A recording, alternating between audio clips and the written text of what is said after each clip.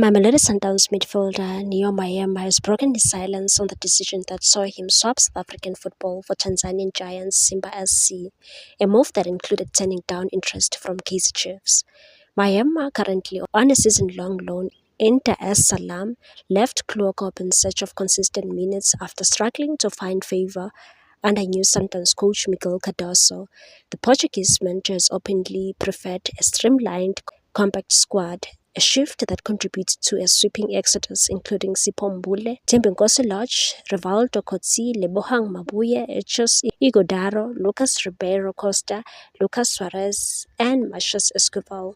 The former Bloemfontein Celtic creative midfielder reunited with ex-teammate Roshan de Reuck at Simba, then led by Fahlu Davids before his recent departure to take charge at Raja Casablanca. Before finalizing his move to Tanzania, Maema had been heavily linked with Kaizer Chiefs, who were in the market for midfield reinforcements ahead of the 2025-2026 Bad Boy Premiership season. Speaking on the Soccer Beat podcast, he confirmed Amakosi interest, but said the timing and context of his career demanded something different. Said, I knew about Chiefs' interest. My agent informed me, but I sat down with my family and I decided I needed a completely new environment.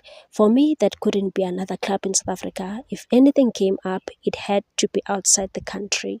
He explained that Simba's approach aligned seamlessly with his ambitions, especially as he was preparing for the CHAN tournament with Bafana Bafana. He said Simba came with a proposal while I was focused on CHAN, and I felt it made sense.